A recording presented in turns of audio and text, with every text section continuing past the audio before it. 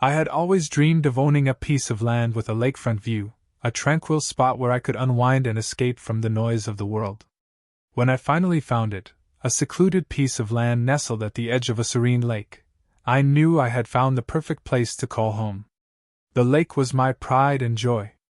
Not only did it offer a beautiful view from the back porch, but I also owned it, every inch of the water that stretched out before me. It wasn't a large lake, but it was perfect for boating, fishing, and swimming. The stillness of the water reflected the peace I had always craved, and I spent countless hours on my boat, relaxing in the middle of the lake, far from anyone who could bother me. I had no neighbors to worry about, and the area was sparsely populated with only a few other homes in the distance. My property was self-sufficient, with a cabin by the lake and enough land for all the privacy I needed. The boat was moored at the edge of the water, a spot that had become my favorite retreat. I spent weekends out there, whether it was fishing, just drifting on the water, or simply enjoying the view as I watched the sunset. The lake was mine, and I had the legal documents to prove it. There was no one who could claim it, no HOA, no neighbors, no one. It was a perfect slice of solitude. Little did I know, things were about to change. The peace and quiet I had come to cherish would soon be disrupted by an unexpected force, the Homeowners Association, HOA. They didn't know it yet, but they were about to meet someone who wasn't willing to let them dictate how I lived on my own property. It was an ordinary Wednesday morning when I received an official letter in the mail from the local Homeowners Association, HOA. At first, I assumed it was just another piece of junk mail or a flyer for some community event I had no interest in. But as I read through it, the message quickly shifted from casual to surprising. The letter, typed in that formal, overly polite language, claimed that my boat was obstructing the waterway and that it was violating some HOA rule about maintaining a peaceful and tidy environment for all residents. The letter went on to demand that I move my boat from the lake, stating that it was causing a disturbance to the community harmony they were working hard to maintain. I blinked a few times, trying to make sense of what I was reading. I owned the lake, not just the property around it, but the water itself. The lake was entirely private. There was no waterway that they could claim as theirs. And yet here they were, demanding I move my boat as if it somehow belonged to them. The letter was signed by the HOA president, and under the heading, it read, "We trust that you will take immediate action to restore the neighborhood's tranquility." I put the letter down, my mind racing with confusion and growing frustration. Restore tranquility? This was my lake, my property, and there was no reason anyone, least of all the HOA, should be interfering with my peaceful life. At first, I thought it was a mistake or some sort of miscommunication, but the more I thought about it, the angrier I became. This wasn't about a boat, it was about control. They were trying to impose rules on me that had no legal basis, and I wasn't going to let them get away with it. So, I wrote a letter back, explaining in no uncertain terms that the boat was moored in my private lake and that there was no reason for the HOA to be involved. I made it clear that I wouldn't be moving the boat and that their demands were unwarranted. I had no idea how far this would escalate, but I knew one thing for sure: I wasn't going to let the HOA dictate how I lived on my own land. A few days after I sent my response, I received a call from the HOA president, Gregory Hanley. He was polite, but there was an edge to his voice that suggested he wasn't used to being challenged. "Mr. Your name, I received your letter," Gregory began, his tone controlled but firm.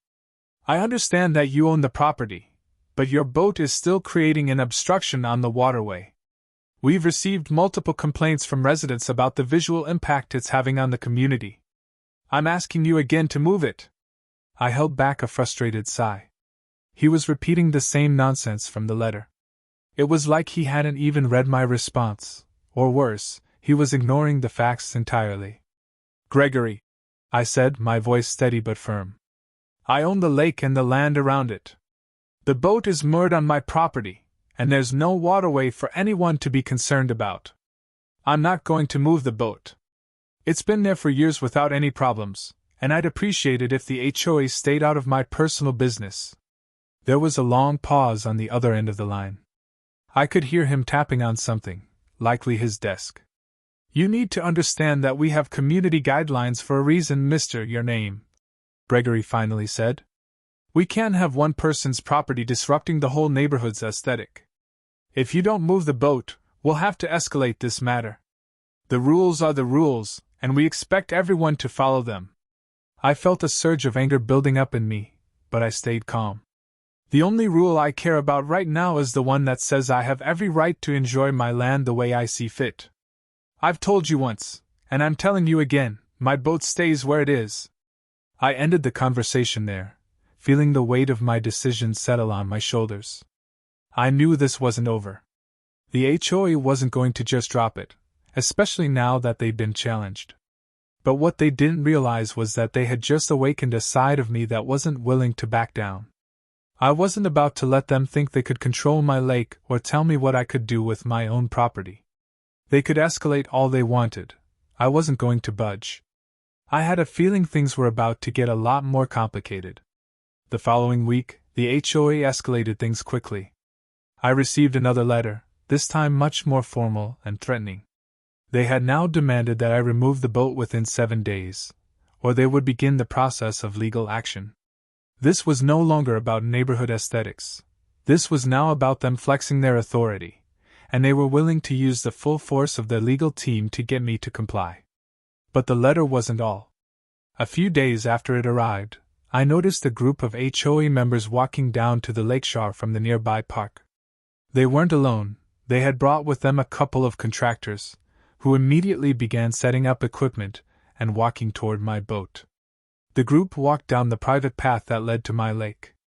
I had never seen any of these people walking through the area before. They were clearly outsiders. They had no business being there, and I had no intention of letting them do whatever they wanted to my property. I was already outside when I saw them, so I called out to the group. "Hey! What do you think you're doing?" My voice was firm, and I made sure they knew I wasn't happy about their presence. The leader of the group, a woman in her mid-40s wearing a name tag that read, HOA Liaison, turned to face me with a cold smile. "Mr. Your Name, we're here to inspect the boat, as per the HOA's instructions. We've given you ample time to comply with our request to move it, and now we need to ensure that the property is not being misused." I felt a wave of frustration sweep over me. Misused? This is my property. It's a private lake, and I'm not moving the boat. So if you don't mind, please leave. The woman stood her ground. "We can't let this continue, Mr. Your Name. The boat is obstructing the lake for others. We'll be reporting our findings to the HOA board and moving forward with enforcement." I was done with their games. I couldn't believe the audacity of these people to just waltz onto my property and make demands. It was clear that they didn't care about the facts. They only cared about maintaining their control. "I've already told you, this is my land," I said, my voice growing louder. "You don't get to tell me what I can and can't do on my property. This is a private lake. If you want to push this, go ahead. But don't think you're going to get away with it. Leave now." I could see the tension growing in the air. The contractors were standing back, unsure of how to proceed. They were just following orders, but even they could see that this was a losing battle. The HOA had overstepped by sending them here, and they were starting to realize that I wasn't the type to give in easily. The woman, still with that cold smile, finally signaled to the contractors, and they reluctantly turned and began packing up. "We'll report this to the HOA, and you'll hear from us again soon, Mr. Your Name." I stood there, watching them leave. They hadn't taken the boat, yet. But I knew it wasn't over. The HOA wasn't the type to back down easily. This would only escalate from here, and I needed to be ready. I wasn't going to let them walk all over me. Not now, not ever. This was my land, and they had no right to tell me what to do with it. I'd made my stance clear, but now I had to be prepared for the next round. Just a couple of days after the HOA sent their contractors to inspect the boat, I noticed something even more infuriating happening. It was a warm Saturday morning, and I had just finished my usual round of fishing when I saw a group of people standing by the lake, casting fishing lines into the water. The sight of them sitting on the shore, laughing and chatting, might have been peaceful, except they were on my property, and they weren't invited. I stood there for a moment, confused and angry. As I approached, I realized that they weren't just random neighbors. They were all members of the HOA. The same people who had sent contractors to remove my boat just a few days earlier. The situation was quickly becoming ridiculous. Not only had the HOA tried to dictate what I could do with my boat, but now they were trespassing on my property, using the lake I owned as if it were a community resource. They were fishing on the very lake they had just tried to claim was somehow affecting the neighborhood's aesthetic. I walked down toward the group, my blood beginning to boil. "Hey! What are you doing here?" I called out, my voice cutting through the air. One of the men, a familiar face from the HOA meetings, looked up from his fishing rod with a surprised expression. "Oh, mister, your name. We were just enjoying the lake like everyone else. The HOA has granted us access to fish here. It's part of our community program." I couldn't believe what I was hearing. Community program? This is my lake. It's private property. You don't get to just waltz onto my land and use it as you please. He shrugged, looking almost nonchalant. "Well, we've been told by the HOA that we can fish here. It's a great spot, isn't it?" I took a deep breath, trying to keep my anger in check. "You're trespassing. You have no right to be here. The HOA doesn't control the lake, I do. It's my property, and if you don't leave now, I'll be calling the sheriff." The man hesitated, looking back at the others. They seemed uncomfortable but unwilling to back down. One of them even muttered, "It's just fishing. What's the harm?" I was done playing games. "The harm is that you've already tried to take my boat, and now you're on my land without permission. I'm not going to let the HOA treat me like this. You all need to leave." The group started to pack up their gear, clearly unwilling to challenge me any further. But I could see the annoyed glances they exchanged with each other. They didn't want to leave, and I could tell they weren't happy about being kicked off the lake. But that wasn't my concern. My concern was making sure that they knew they couldn't just take over my property because the HOA said so. This was my land, and I wasn't going to let them dictate how I used it. As they left, muttering under their breath, I stood on the shore, looking out at the now empty lake. This was getting out of hand. The HOA had miscalculated. They thought they could simply impose their rules on me, but I wasn't backing down. I would protect my rights at all costs. But I knew that this wouldn't be the last time the HOA tried to take control. Things were about to get even more intense, and I was ready to fight for what was rightfully mine. The next morning, I woke up to find another letter from the HOA waiting for me. This time, they were demanding I attend an emergency meeting to discuss the boat, the lake, and, it seemed, my general refusal to comply with their rules. I could feel my patience running thin. The nerve of these people was staggering. First, they trespass on my property, and now they were pushing even harder. I decided that I wasn't just going to sit around and let them continue to try to bully me. If the HOA wanted a showdown, I would give them one. I grabbed my coat, headed to my truck, and drove to the HOA office, determined to put an end to this once and for all. When I arrived, I could already tell the atmosphere was different. There was a sense of urgency in the air. The meeting room was packed with HOA board members, including Gregory Hanley, the president, and several of the same members who had been fishing on my property just days earlier. Gregory immediately stood up as I entered, his smile tight and forced. I didn't sit. Instead, I walked to the front of the room and faced the board. "I'm not here for small talk, Gregory. Let's get this over with. I'm tired of the HOA thinking it can control my private property. I already told you, I own the lake, and I'll continue to use it however I see fit. The boat stays, and you need to stay out of it." Gregory's smile faltered, and I could see him becoming irritated. "Mister, your name, you've been quite defiant about this issue, but you need to understand something. The HOA represents the interests of the entire community.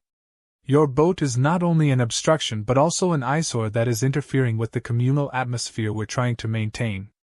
I took a deep breath and shook my head. "This is my private lake, Gregory. I'm not asking for permission. You don't have jurisdiction over the water or anything on it. So, no, my boat isn't going anywhere. The tension in the room thickened. The board members looked from me to Gregory, some of them clearly uncomfortable with the conflict but unsure of how to respond. We're only trying to ensure the harmony of the community. People have expressed concerns about your boat and how it impacts their enjoyment of the neighborhood. We've had complaints about it being an eyesore and that it affects the overall quality of life in the area. I couldn't believe what I was hearing. Complaints about my boat being an eyesore? From whom? The few neighbors who lived nearby had always been respectful, and I had never once heard any complaints. I'd lived on this lake for years, and never had anyone mentioned the boat causing any problems. This was just another excuse for the HOA to interfere. This is getting absurd, I said, my voice growing firmer. You don't get to decide what I do with my private property. And I don't care about your so-called complaints. If people don't like the boat, they can look the other way. It's my land, and I'll defend it. You're not going to intimidate me into moving anything. Gregory's eyes narrowed, and I could feel the tension rise. The other board members remained quiet, clearly watching to see how this would play out. Finally, Gregory stood up and slammed his hand on the table. We've made our decision. We are going to escalate this matter legally if necessary. We will file a formal complaint, and we will pursue this through the courts. I leaned forward slightly, giving him a cold, level stare. Go ahead. Take me to court. I'll be waiting. But let me tell you this, you won't win. I'll fight you every step of the way. Gregory looked taken aback by my confidence, and I could see the shift in his demeanor. The bluster that had been there earlier began to fade as he realized I wasn't going to back down. I had made up my mind, this wasn't just about a boat anymore. It was about standing up for my rights. The meeting ended without any immediate resolution, but I could tell that Gregory and the board were rethinking their approach. They weren't used to someone like me, someone who would fight back. As I walked out of the office, I felt a strange sense of empowerment. They had pushed me to my limit, but in doing so, they had unknowingly unleashed a fight they weren't prepared for. I was done being bullied. The boat wasn't the issue was control, and I wasn't about to let anyone take that from me. This wasn't over yet. But it was going to be their fight now, not mine. After the showdown at the HOA office, things grew quiet for a few days, but I could feel the tension in the air. The board members had clearly underestimated me, and I could tell they were trying to figure out how to proceed. They had no idea what they were up against, and it was time to show them. I wasn't going to back down. The boat stayed. But I had a plan, one that would humiliate the HOA and make it clear to everyone that they had overstepped. I knew they had reputation in the community, and I was about to make sure that reputation was ruined. First, I went to the local news. I had a good relationship with a few journalists, and I'd seen how they covered stories of community overreach before. I reached out to one of the reporters I knew personally, Ashley, who was always keen on a good underdog story. Ashley, I've got a story for you, I said when she picked up the phone. The HOA is trying to take my private property. They've made demands about my boat, even though I own the lake it's moored in. And now they're trying to escalate this into a legal issue. She was immediately interested. That sounds insane. Tell me more. I laid it all out, the history of the lake, the HOA's overreach, and how they had sent contractors to my property. I also mentioned how they had sent fishing parties to use my private lake without permission. I told her that I wasn't just fighting for a boat, I was fighting for ownership rights, for my freedom to live without interference. Ashley was in. She knew this could be a huge story. The following week, the story aired. The headline was bold. Local HOA tries to take private lake and boat from landowner, community responds. It covered everything. The HOA's unlawful attempts to dictate what I could do on my property, the trespassing fishing parties, and how I had stood my ground and refused to be intimidated. The piece also included interviews with my neighbors, some of whom spoke about how they had been watching the HOA's behavior and were fed up with their unwarranted control. The community was riled up. People who had once stayed out of HOA matters now saw what was happening to me and realized that they could be next. There were calls for reform, with some residents suggesting that the HOA needed to be reined in or even disbanded entirely. The backlash against the HOA was swift. In the days following the broadcast, I began receiving messages from other residents who had been affected by the HOA's heavy-handed tactics. They wanted to show solidarity, and some even suggested that they might join me in opposing the HOA's actions. The local community was starting to rally around me, and it was clear that the HOA's reputation was shattered. Gregory Hanley called me that same evening, and his voice was no longer the confident one it had been before. "Mr. Your name," he began, sounding defeated. "We've seen the news coverage. I want to remind you that the HOA is still within its rights to address these issues. However, we understand the community's concerns, and we're willing to discuss a resolution." I cut him off before he could continue. "It's too late for that, Gregory. The damage is done. You've overstepped, and now the entire community knows what you've been trying to pull. You've lost your credibility." There was a long pause on the other end of the line. Then he sighed. "I think we'll drop the matter for now. But I hope you understand this is not the end of it. It's over, Gregory. I'm not just fighting for my boat anymore, I'm fighting for my right to live peacefully without the HOA trying to control everything. You can't win this fight anymore." A week later, the HOA announced that they would officially drop their complaints and would no longer pursue any legal action against me. Their public statement was filled with vague language about community cooperation. But I knew the truth: they had been defeated. The community had rallied behind me, and they had lost their grip on the neighborhood. Their power was slipping away. Life on the lake returned to normal. My boat stayed exactly where it was, and the fishing parties never returned. I could once again enjoy the peace of my property without the looming threat of the HOA's interference. But more than that, I had gained something greater: respect. Not only from my neighbors but from the community as a whole. People now saw me as someone who was willing to stand up for their rights, even when it seemed impossible. The HOA learned the hard way that they couldn't push everyone around. Sometimes, when the community comes together, the individual triumphs. And in this case, the boat stayed, and the HOA's authority came to an end. As I sat by the lake, watching the sunset and feeling the calm waters reflect the fading light, I knew I had won not just a legal battle, but a battle for freedom. And in the end, that was worth more than anything they could take from me.